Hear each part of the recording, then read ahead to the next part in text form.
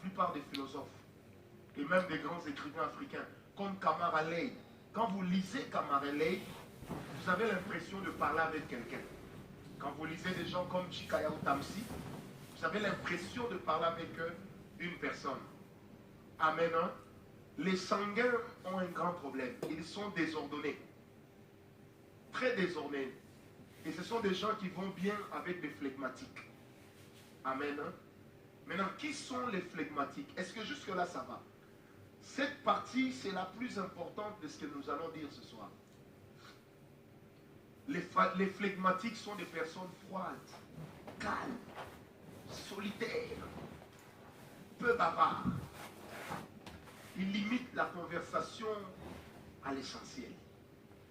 Alors tu sais que le match de la France, c'était bien, même Mbappé a marqué. Ah oui, c'est bien. Et il y a des femmes qui souffrent de ce genre d'hommes. Il ne fait pas la posette. Ah mais tu sais que le voisin là-bas, comment il s'est passé quelque chose sur les voisins? Mais la femme du voisin, oh, c'est pas possible.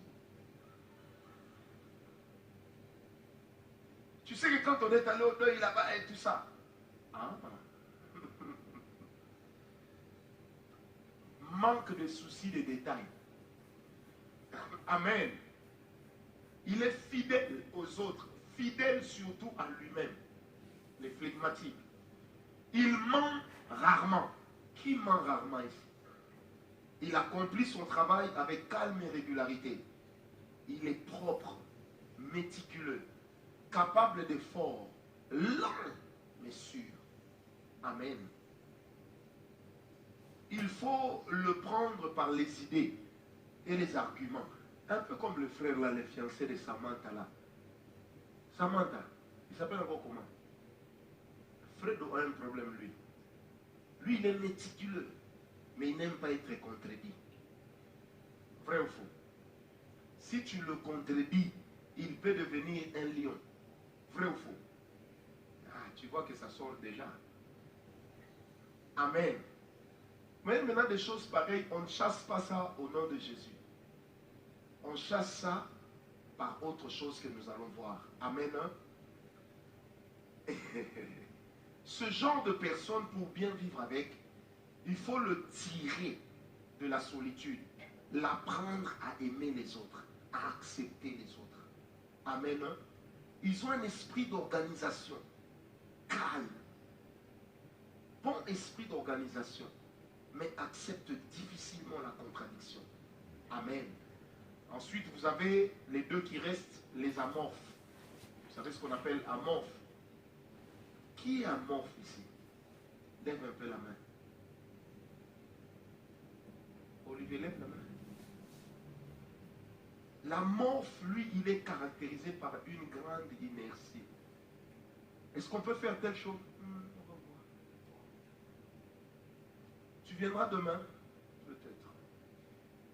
Amen. Il fait que ce que vous lui demandez de faire, jamais plus. Tu vas là-bas, tu balayes. Quand tu as fini, tu sors. D'accord? Il vient, il balaye. Même s'il voit un insecte, il ne va pas tuer l'insecte. Si tu lui dis, mais tu as vu l'insecte? Oui. Mais pourquoi tu ne l'as pas tué? Non, tu m'as demandé de balayer. Amen. Son esprit ne s'embrouille pas. Il remet facilement à demain ce qu'il fait faire aujourd'hui. Un amorphe ne fournit pas des efforts. Parce qu'il ne peut pas faire deux choses à la fois. Et il y a des gens comme ça, il ne peut pas faire deux choses. Dès que vous lui donnez un travail, si vous ajoutez un deuxième, il s'embrouille. Amen. Il a un manque de ponctualité criant. Il n'est jamais pressé. Et ils ont un argument que je connais. Si tu leur dis, mais pourquoi tu n'es jamais à l'heure? Il dira, non, moi je suis toujours à l'heure. Seulement nos montres n'ont pas la même heure.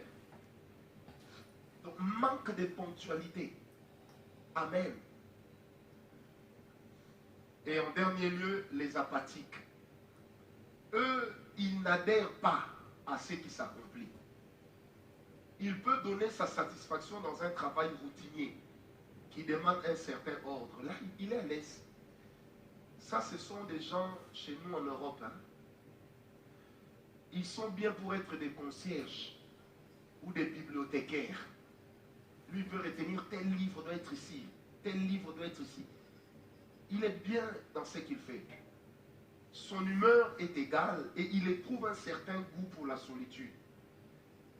Amen. Mais sa solitude est apathique et pauvre. Amen. Il n'est pas compatissant. Son caractère n'est pas très serviable.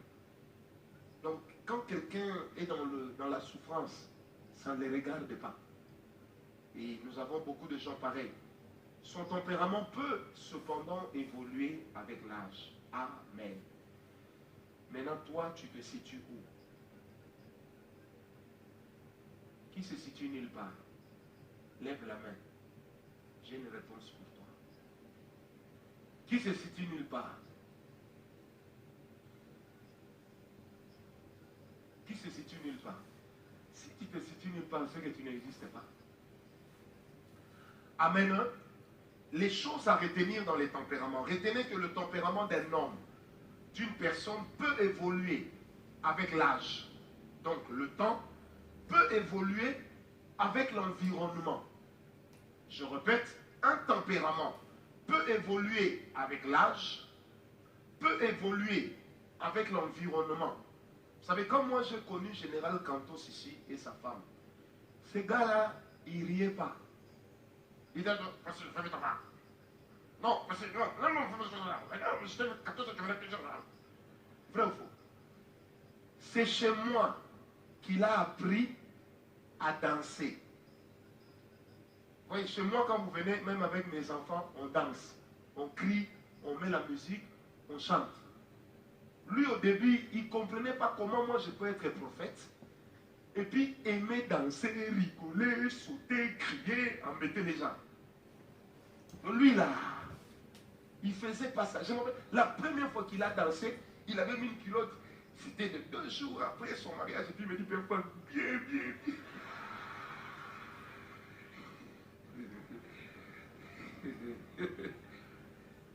Donc même sa femme était étonnée.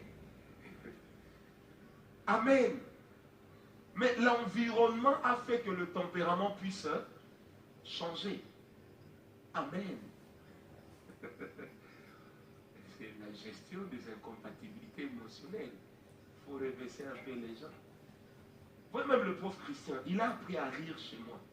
Il ne riait pas. Donc lui, c'était chimie même dans la tête. Il y avait des électrons. Le pauvre, vous connaissez le pauvre Christian? Donc lui, quand il vous passe des métissements, je peux comprendre parce qu'il joue. Un jour, il vient chez lui à Dallas. Il me trouve avec ses enfants en train de danser. Les enfants faisaient du bruit, montaient sur mon dos. Et puis il dit, mais je vois que les enfants sont épanouis. J'ai dit, c'est ce qui te manque. Amen. Avec le tempérament, il faut avoir la volonté de changer ce qui est mal. Il faut avoir la volonté d'imiter ce qui est bien chez les autres. Amen. Et certaines choses peuvent aussi changer le tempérament de quelqu'un, tel que les circonstances. Quelqu'un qui perd sa femme peut devenir mélancolique, absent quelquefois. Il peut même devenir apathique. Il peut devenir amorphe, plus d'efforts. Il n'a plus envie de rien. Mon mari est mort. Je ne sais pas, j'ai envie de rien. Amen. J'ai un cousin, aujourd'hui il vit à Paris. Il était comme moi, sanguin, chaud. Et il a perdu sa mère et sa soeur le même jour. On est venu lui dire, on a dit ça à la maîtresse à l'école, et l'institutrice lui a dit ça comme ça. D'ailleurs, toi, ta mère est morte. Il a aujourd'hui 38 ans. Ce petit-là, enfin ce garçon, il bégaye jusqu'à aujourd'hui. Et quand il y a un problème, il ne s'exprime pas. Tout de suite, il se renferme.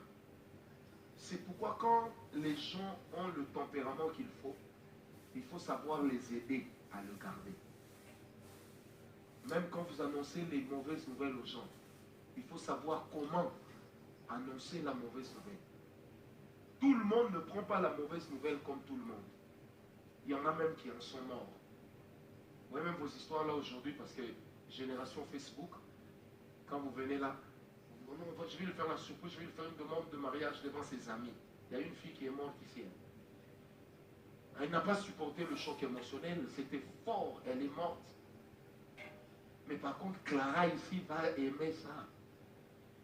Elle le fait. Amen. Donc avec ça, il faut savoir également que on peut déformer son partenaire, tout comme on peut l'améliorer. Amen.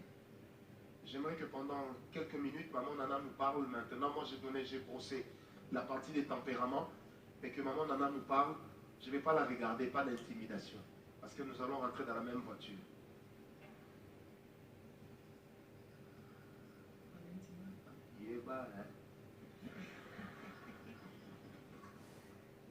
Shalom. Je vais vous brosser en quelques lignes ce qu'a été mon expérience au début de mon mariage. Avec ce monsieur tout noir, qui est mon mari. Je l'aime comme il est.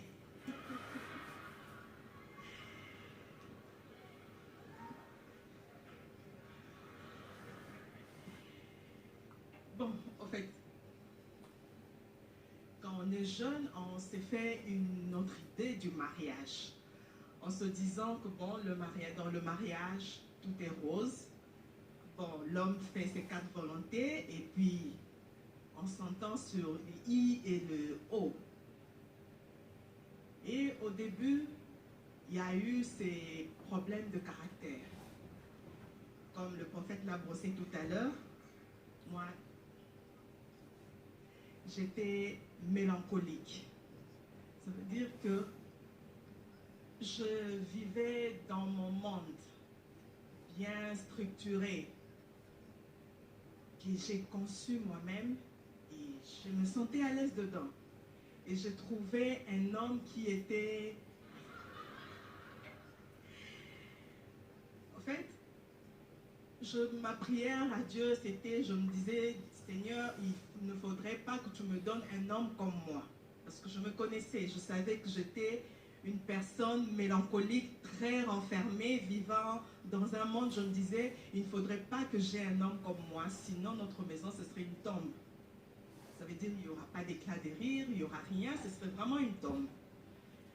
Et bon, je me dis, Dieu a exaucé ma prière.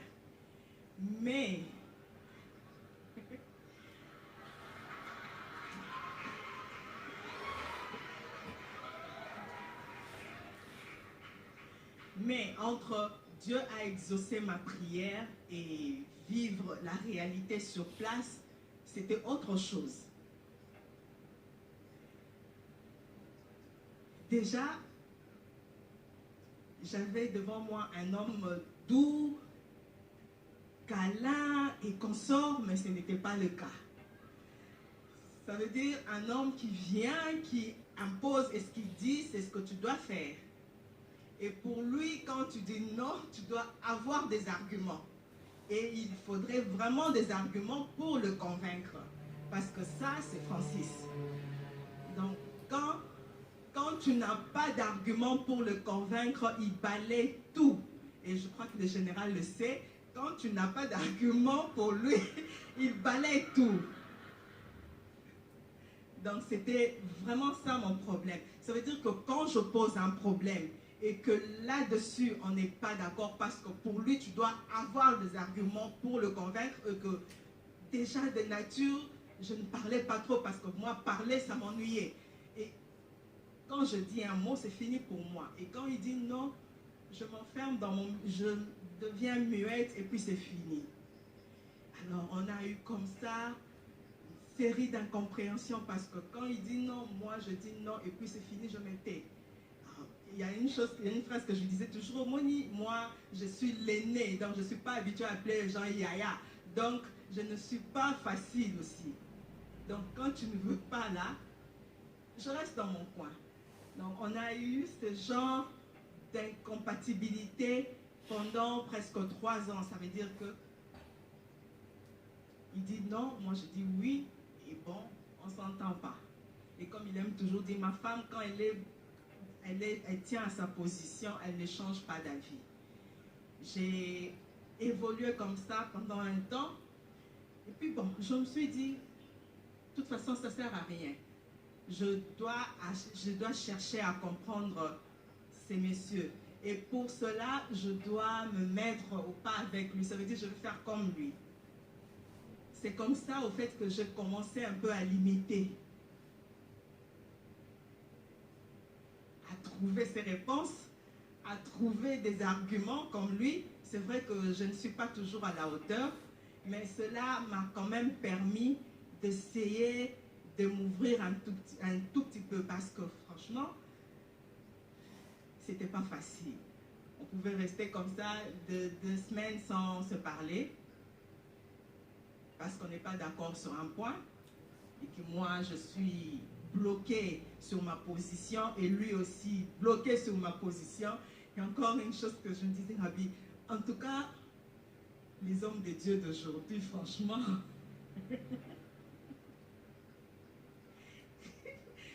je me disais ça en moi-même, je me dis, ça c'est quel genre d'homme de Dieu? Et puis,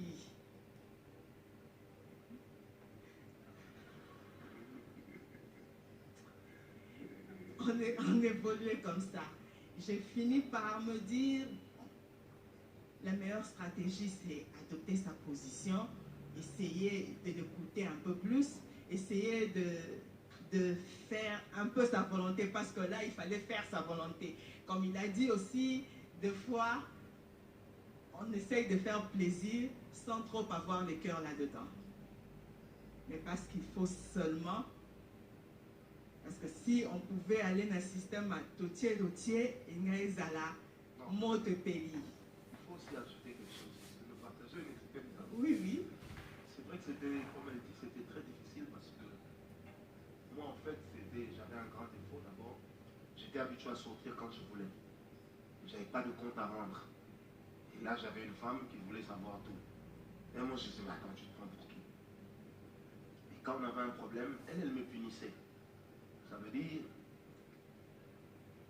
elle préparait, mais je devais aller me servir à la cuisine. Alors moi, au fond de moi, je me disais, cette petite, elle me cherche. Elle va me trouver. Et au fait, au début, dans nos 3 premières années, c'était comme ça.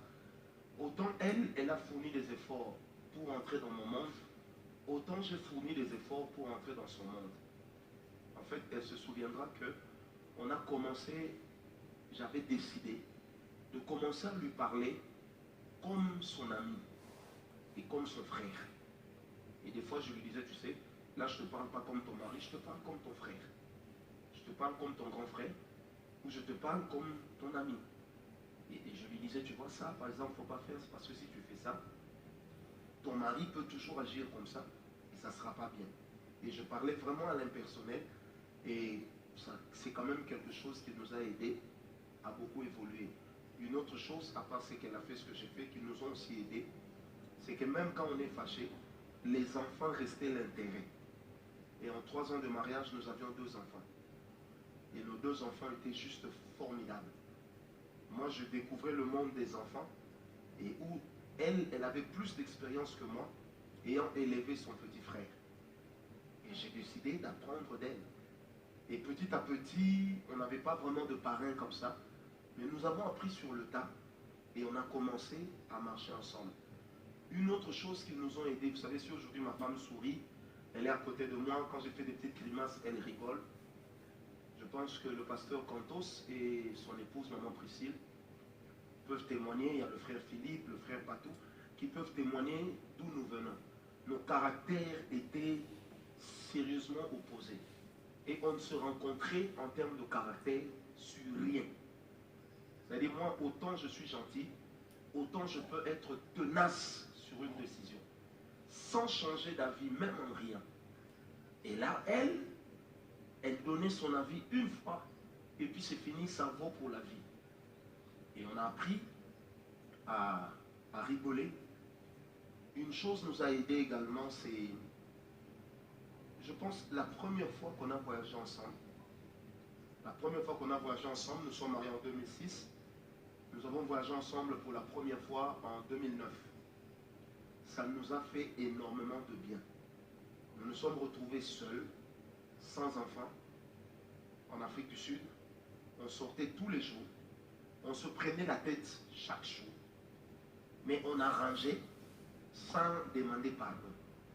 Et un problème qui nous opposait, il faut que je l'accuse aussi un peu, c'est que moi j'avais rencontré une femme, fille aînée. Elle ne demande jamais pardon. Et moi j'avais cette facilité, quand je reconnais mon tort, je demande pardon. Et pour créer la bonne ambiance dans la famille, des fois je demande pardon même quand elle a tort. Et à un moment je commençais à me dire, tiens, mais j'ai l'impression qu'en faisant ça, je suis faible. Il faut dire aussi que c'est toi qui avais toujours tort. Parce que tu étais toujours campé sur ta position. Amen. Mais elle reconnaît que dans notre foyer, moi je te demande pardon sans problème. Ma femme, des fois, elle ne demandait pas pardon. Souvent, elle ne demandait pas pardon. Mais elle adoptait une attitude de réconciliation. Alors, qu'est-ce que j'ai appris avec le temps? J'ai appris à interpréter son langage silencieux. Et ça nous a aidés. Et ça nous aide encore, n'est-ce pas?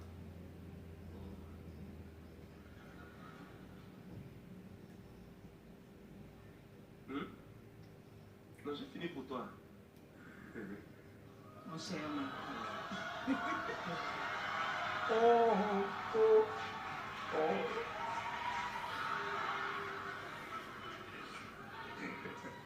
Amen. Amen. Une autre chose, c'est que elle avait également oublié une chose. Si l'homme est divorcé après 2 ans de mariage, il ne faut pas seulement écouter un camp, il faut écouter les deux. Donc elle n'était pas allée à la source pour reconnaître et identifier le problème était lequel. Malheureusement aujourd'hui, nous avons beaucoup de gens qui se marient, soit parce que autour d'eux les gens se marient, soit parce que dans leur église les gens se marient, soit parce que leur meilleure copine est mariée, ou encore parce que quelqu'un avec qui ils vivent en concurrence est en train de se marier. Retenez que le mariage n'est pas une course. Le mariage, c'est une vie. Amen. Alors, d'autres incompatibilités que nous trouvons également dans le couple, elle l'a évoqué également dans son témoignage, c'est le problème, c'est le niveau d'études. Le niveau d'études que nous négligeons souvent peut être aussi à un certain moment. Quand je parlerai sur les complexes plus tard, je reviendrai dessus. Mais le niveau d'études, quelquefois, ça dérange. Ça dérange surtout lorsque l'écart est très marqué. Quand l'écart académique est très marqué, ça dérange. Aujourd'hui, vous savez, rien ne peut justifier que quelqu'un n'étudie pas. Parce que vous avez beaucoup de centres d'autodidactes. Vous avez beaucoup de choses qu'on vous offre sur Internet. Et les enfants de Dieu n'aiment suivre que WhatsApp, Facebook. Mais très peu de personnes utilisent Internet pour s'instruire. Or, en tant qu'enfant de Dieu, on doit courir vers l'instruction. Nous ne serons pas la tête si nous n'avons pas une tête. Et être la tête dépend de la qualité de la tête que nous avons. Amen. Un autre problème qui crée également, et là déjà j'aimerais dire, quand moi je me suis fiancé avec mon épouse, je n'avais pas de titre académique. Elle en avait, elle venait d'être graduée. Je l'ai pris chez moi, on s'est marié, je lui ai dit, et quand on s'est marié, elle était en L1, j'ai dit, tu vas terminer ta licence. Et tous les jours, je l'accompagnais à l'université. Je traînais en ville, je la reprenais, je la ramenais, jusqu'à ce qu'elle a terminé son université. Et la voir comme ça, moi-même, je me disais, même si elle m'a accepté dans cet état, je dois me battre pour relever le défi. Il ne faut pas qu'un jour les enfants soient complexés, en se rendant compte que papa n'a pas un grand diplôme. Vous savez, le diplôme, ce n'est pas l'intelligence. Non, je répète, le diplôme, ce n'est pas l'intelligence. On ne réussit pas dans la vie parce qu'on a un diplôme.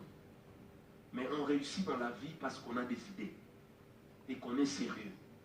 Et c'est avec ces encouragements que j'ai commencé, j'ai repris à zéro la théologie. J'ai terminé mon cycle.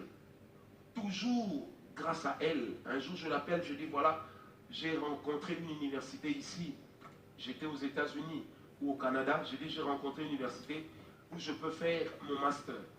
J'aimerais relever le défi en faisant ce master en un temps record. Vous savez, jusqu'à la dernière minute, c'est ma femme qui me disait, vas-y, vas-y. Et là, elle est revenue d'un voyage une semaine. La première chose qu'elle m'a posée comme question, est-ce que tu as déjà commencé tes cours de doctorat? Je lui ai dit, oui, mais il n'y avait personne pour me suivre. Amen. C'est juste pour dire qu'en fait, certaines petites choses que nous négligeons peuvent devenir des incompatibilités, non pas à cause de vous deux, mais à cause des personnes ou de la société qui vous entoure. Et ça, il faut toujours en tenir compte. Nous ne vivons pas sur une île seule. Amen. Les paniers des offrandes peuvent déjà circuler. Nous allons prier à la fin. Un autre problème que nous avons qui crée aussi des incompatibilités. Et comment gérer cela? C'est quand vous épousez un partenaire qui est mal éduqué, qui est arrogant. Vous savez, l'éducation n'a rien à voir avec le niveau d'instruction. On peut être instruit, avoir un doctorat, mais être très mal élevé. Amen. Parce que l'éducation est basée sur le respect. Une personne éduquée est une personne qui vit avec le respect. C'est quoi le respect? Dans le respect, vous avez la notion de l'amour. Vous avez la notion de la considération. Et vous avez la notion de la tolérance. Amen. Une personne qui n'aime pas a un problème d'éducation. Une personne qui ne tolère pas la vie contraire, c'est un problème sérieux. Et une personne qui ne considère même pas la personne avec qui elle vit, la personne avec qui elle partage ses jours, c'est un sérieux problème. Aujourd'hui, il y a beaucoup de couples où la femme se sent humiliée, non considérée. Mais j'ai vu aussi des couples, et nous avons d'ailleurs été amis à un couple où la femme minimisait l'homme. Au point que de fois quand on parlait entre nous les hommes, elle quittait les femmes, elle venait chez nous les hommes pour dire à son mari, non, tais-toi, toi tu ne connais pas. Authentique, n'est-ce pas? Authentique. Au jour d'aujourd'hui, ce couple est divorcé. Un jour, j'ai amené un ami là-bas, il m'a dit, mon cher, je ne suis pas prophète, mais si ce couple-là tient 10 ans, il faut m'ajouter un doigt. J'ai dit pourquoi? Il dit, aucun homme ne peut accepter une femme qui lui manque de considération à ce niveau. Et puis effectivement, à un certain moment, la femme a commencé à déconner. Et imaginez quoi? Quand elle a commencé à déconner, elle est capable de dire à l'homme, je déconne, ça fait quoi? Divorcé. Amen. Mais à la base, c'était quoi le problème? C'était le problème d'éducation. Il est difficile, écoutez-moi bien, est-ce que vous êtes avec moi sur les balcons? Est-ce que vous êtes avec moi? N'épousez jamais une femme en disant que vous allez refaire son éducation. Là où son père n'a pas réussi pendant 30 ans, ne pense pas que toi tu réussiras en 5 ans. Les sœurs, ne pense pas que tu vas refaire l'éducation de ton mari. Là où sa mère a échoué pendant 35 ans, ne pense pas que toi tu réussiras en 5 ans. Est-ce qu'on m'a compris? Il faut beaucoup de grâce. Moi je connais aujourd'hui des couples, même des serviteurs de Dieu, où la femme insulte l'homme quand elle en a envie. Moi j'ai vu des couples où les maris jeunes commencent à souffrir de tensions. Jeunes commencent à souffrir de diabète.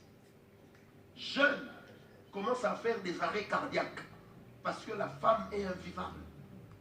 Je connais des couples, comme nous l'a dit la sœur, où le mari bat la femme, mais c'est un pasteur. Amen. Là, il y a un problème d'éducation. Vous savez, ne pensez pas que vous allez être capable de refaire l'éducation de votre partenaire.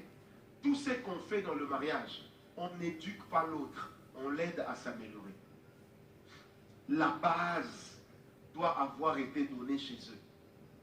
Sinon, accepte. Vous savez, si vous avez une femme qui insulte facilement, et surtout qu'elle parle en langue, elle est déjà convertie, elle insulte facilement, il n'y a pas d'espoir. Soit acceptez de vivre avec toute la vie, ou ne vous engagez pas pour le mariage. Ce que je vous dis, je sais ce que je dis.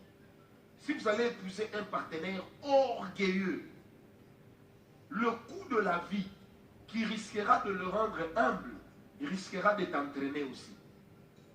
Amen. En ce moment, qu'est-ce qu'il faut faire quand on a un problème d'incompatibilité sur le plan de l'éducation? Il faut apprendre à travailler ensemble. Il faut apprendre à avoir des amis du couple. Il faut apprendre, il faut chercher des bons parrains avant le mariage. Amen. Je vais vous raconter cette histoire qui m'a toujours fait mal. Ça m'a toujours fasciné en mal. Un couple se mariait et ils ont demandé mon aide. Je devais les prendre dans mon véhicule. À l'époque, j'avais une petite 190. J'arrive pour les prendre, ma femme connaît l'histoire, devant moi. La femme dit à l'homme, mais chérie, tu sais que mon père demande encore 30 invitations devant moi. L'homme répond, il a donné combien? Et la femme dit, et pourquoi tu parles comme ça mon père? Et l'homme qui lui répond, regarde-moi ça, famille de pauvres. La femme qui dit, chez vous, vous avez l'argent, si vous avez l'argent. Elle a commencé à sortir des choses que personne ne devait entendre. Écoute maintenant l'homme. L'homme répond à la femme. Il a dit ça en lingala. La mort de ta mère. En lingala. J'étais choqué. Une autre fois, écoutez, un ami me dit, non, fais-moi un lift. On arrive vers Victoire, il me dit, mon cher, on va prendre un de nos amis qui est en train de se marier aujourd'hui. Moi, je ne savais pas quand j'arrive là. Ah, je dis, ah, tu te maries, lui. Il dit, mais prophète, j'avais même l'invitation pour toi. J'ai pris l'invitation. Quand on entre dans le salon de coiffure, dès qu'elle voit son mari, ils seront mariés dans 2 heures. Ils avaient déjà un enfant ensemble. La femme regarde l'homme et lui dit, c'est maintenant que tu arrives. L'homme dit, oui, mais je n'avais pas de voiture.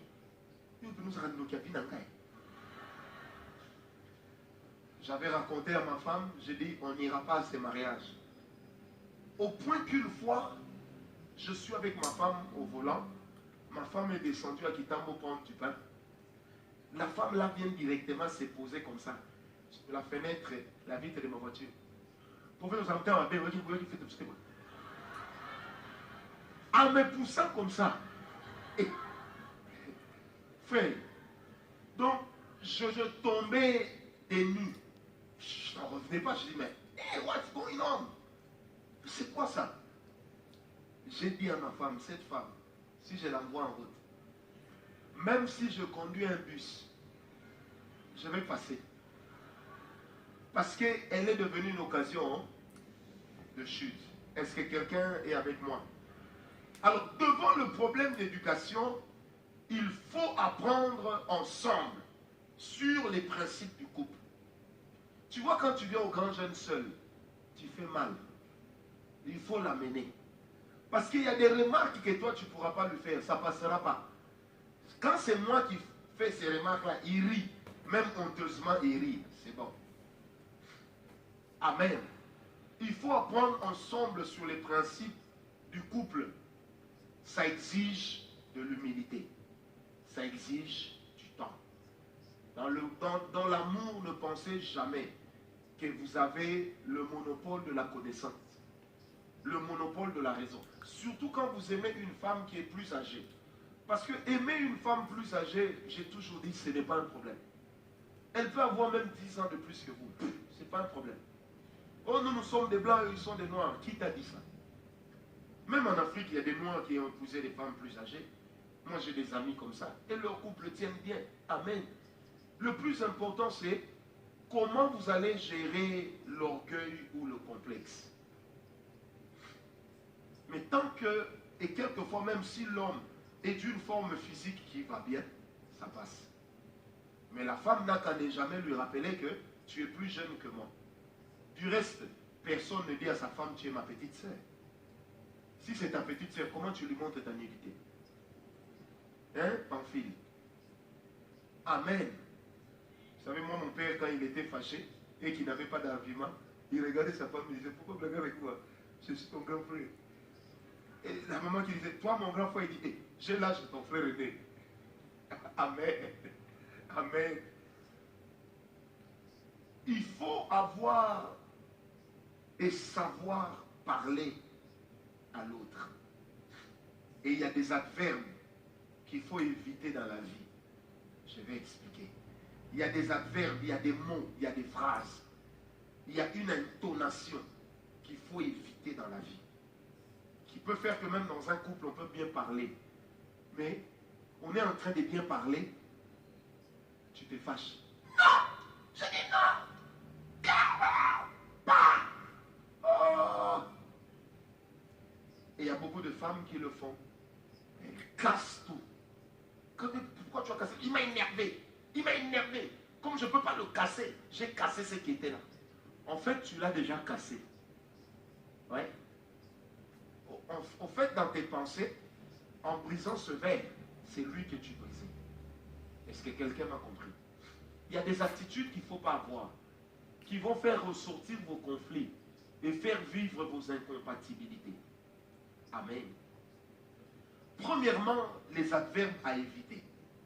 Quand on parle à l'autre, il faut éviter de lui dire toujours. Tu es toujours comme ça. Tu es toujours. Tu es toujours. C'est toujours ça. Dans cette maison, c'est toujours sale. C'est toujours. Tu es toujours dans ton coin. Toujours. Toujours est une condamnation qui n'aide pas l'autre à s'améliorer. Amen. Un autre adverbe, c'est jamais. Tu ne fais jamais rien de bon. Moi, j'ai eu ce problème avec mon épouse. J'avais ce langage. Mais on n'est jamais à l'heure dans nos rendez-vous. Alors jamais. Au point qu'un jour, elle m'a dit en pleurant, j'ai comme l'impression que pour toi, tout ce que je suis, tout ce que je fais est toujours mal. Cela m'avait fait très mal. Et ce jour-là, je lui ai demandé pardon en m'agenouillant. Je dis pardonne-moi. Mais je ne te parlerai plus comme ça, ni sur ce ton. Amen. Un autre adverbe, c'est jamais, mais composé d'un autre, rien. Tu ne fais jamais rien. Tu ne dis jamais rien. Toi, tu ne connais jamais rien. Il y a beaucoup de gens comme ça, comme les miams ici. C'est-à-dire que quand ils te demandent quelque chose et que tu n'y arrives pas, le jamais là te condamne déjà. Or même Christ est mort à la croix pour nous sauver de la condamnation. Quelqu'un m'a dit Amen. Et ça, c'est des choses qui ressortent de nos incompatibilités et qui les font vivre. Il y a également des impératifs à éviter. Il y a des impératifs à éviter dans la vie. Compris? Je te parle. Compris? Dis-moi oui. Vous voyez? Il y a des couples qui se détruisent à cause de ça. Oui. Tu es satisfait parce que tu as eu ce que tu voulais. Mais tu as brisé quelque chose en elle. Et demain, ça ne te sera pas favorable. Amen. Est-ce que quelqu'un m'a compris?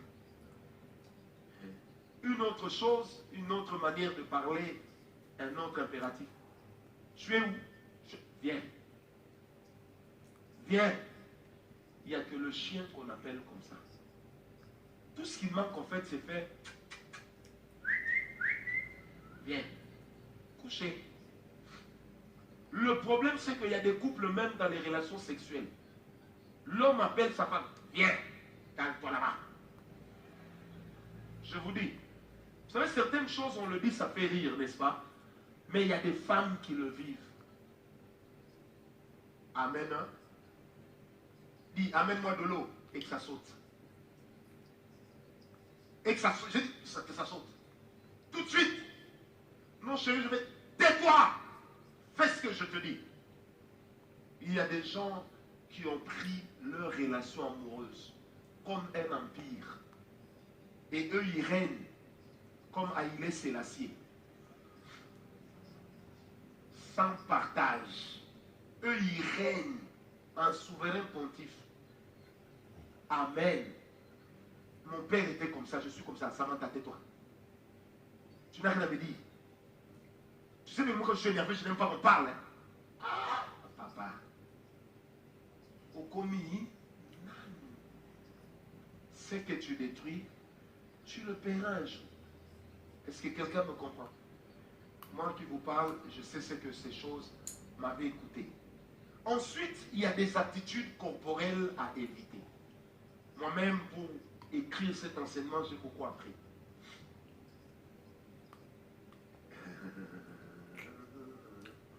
Il y a des attitudes corporelles à éviter.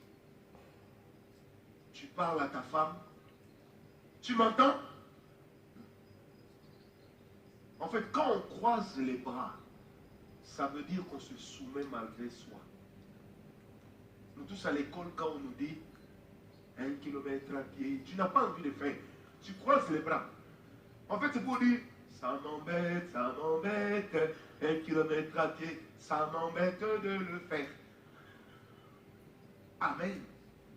Moi, je me rappelle, nous, quand on étudiait à Massamba, quand le propriétaire de l'école était là, on nous demandait de nous aligner. Et qu'est-ce qui se passait? Quand on avançait, frère, moi, je devais connaître Jésus. J'étais un turbulent. Et moi, je me mettais devant. Et les gens savaient pourquoi j'étais devant. C'était pour honorer la bêtise. Donc, ça veut dire que quand je venais comme ça, ici devant, j'ai un filet. Derrière, c'est dehors. Et quand j'arrive comme ça, je dis, bonjour, Massamba. Et bonjour, Nawala. Dès que je passe, Nani, Zoba, Zoba. Donc, dès que j'écris comme ça, allez, tous les amis derrière commencent à répondre. Bazoba. Bazoba. Moi, je suis né pour être leader. Je l'étais déjà dans le mal. Amen. Une autre chose qui dérange, c'est quand vous parlez avec la personne que tu aimes et tu es en train de lorgner. Vous savez ce que c'est lorgner? Kodongola. Ça veut dire lorgner, c'est regarder avec toute l'attitude fixée dans les yeux. Genre,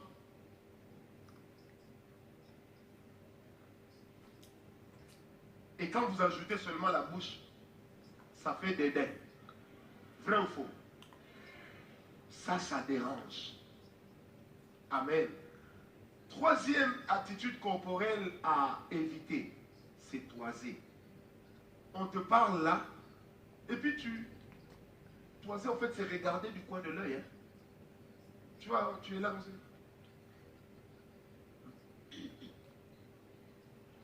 Imagine, tu fais la remarque à ta fiancée. Et puis pendant que tu parles, elle te regarde et fait. En fait, dans ton cœur, toi-même, tu as déjà compris. Tu m'embêtes. Amen. Une autre chose, c'est quand on te parle ou quand vous discutez. Des fois, vous faites quoi? Vous croisez les jambes. Vrai ou faux? En fait, quand la jambe droite croisée, c'est un langage corporel.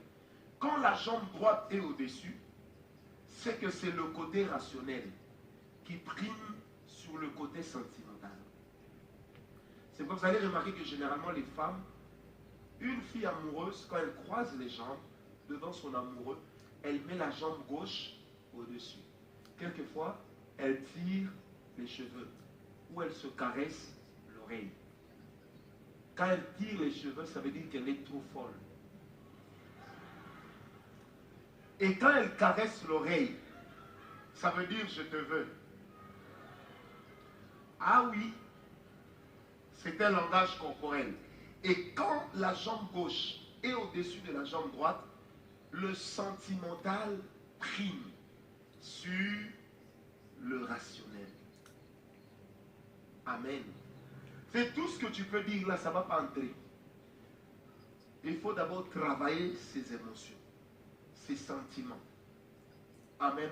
C'est comme ça que vous allez remarquer que généralement, quand vous êtes en face d'une autorité, quand il croise ou elle croise ses jambes, généralement c'est comme ceci, n'est-ce pas? Et quand la personne pose ses mains ici, ça veut dire que cette personne a pris de l'assurance. Et quand une personne vous parle en faisant ceci, ça veut dire que la personne est sûre de ses arguments. Est-ce qu'on me comprend? Changez votre attitude, vous allez tuer certaines incompatibilités dans votre union. Changez seulement votre attitude. est le problème de la tonalité avec laquelle on parle. Change! Tu trembles toi-même. Tu dis, qui est mort? J'ai fait encore quoi? Ça vous est déjà arrivé, n'est-ce pas? Amen. Or, des fois, nous le faisons sans nous rendre compte que notre subconscient, c'est ce qu'il comprend. D'où une personne mélancolique va se fermer davantage. Une personne nerveuse va monter sur ses grands chevaux. Est-ce qu'on me comprend? Une personne flegmatique